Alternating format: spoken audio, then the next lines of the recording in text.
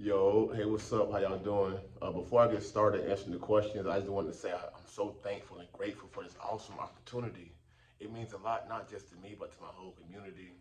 Um, I've done some research on the Represent Justice Ambassadorship, and I just really respect and admire what you all do, the platform and training that you give people, the opportunities.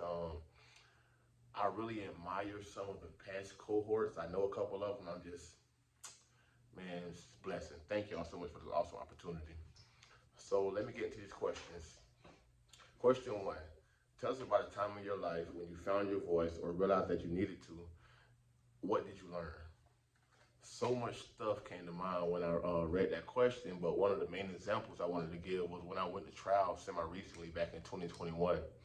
I was facing a life sentence, and I reached the plea deadline, and my public defender told me that it was in my best interest to take the 10 years that the state was offering me, and that he felt that we honestly couldn't win if I went to trial. After he consulted with all of his lawyer friends and they watched the video of the incident, they felt as though I'd lose if I went to trial. So in that moment, I had to choose, to cop out, take a plea, or stand firm in what I believed in, and I chose to go to trial, and I won. I felt like I was facing a life sentence regardless. If I took the 10 years, I'd have to live the rest of my life wondering what would have happened if I had gone to trial. Or I could possibly go to trial and lose and get the life sentence, and I could have to fight from the inside. But I made the better choice of the two. And through that situation, I realized that sometimes one of the biggest obstacles in us effectively using our voice is the fact that we think that it won't matter. The fact that we don't believe in ourselves, the fact that we experience doubt and negative internal dialogues. And I was able to overcome all that and still speak my voice. And not only was I heard and understood, I was also freed.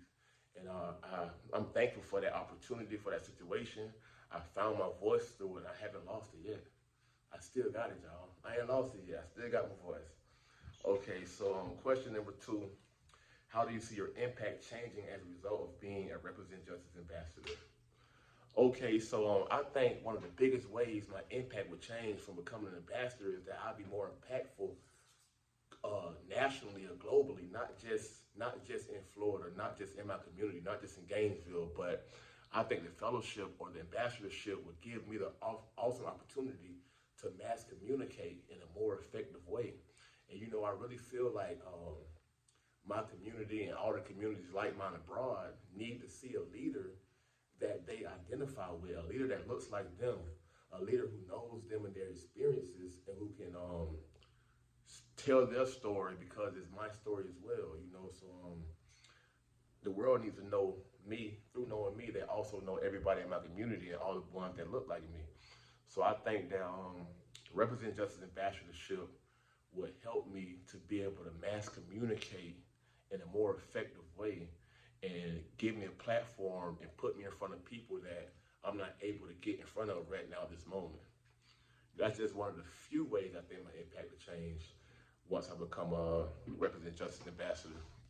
And question number three, at Represent Justice, we have four issue area priorities: gender exclusive justice, youth justice, reentry, and alternatives to incarceration. What kind of story would you want to tell that would touch on one or more of the areas?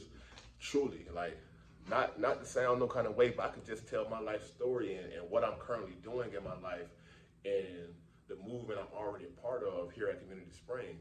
Because we're an economic justice organization that's trying to end mass incarceration through equality and policy change and community engagement. So we're already doing that. And one of my biggest takeaways from the recent experience I had with the court system was I heard the judge say and the state attorney both say that the Florida law system is made for punishment, not rehabilitation. What a missed opportunity that is.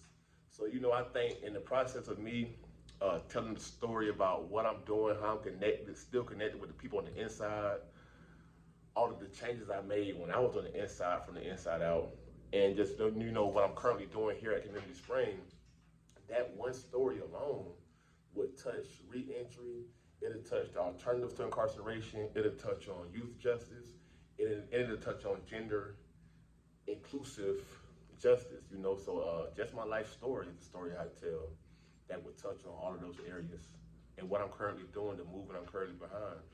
And yeah, so those are my answers.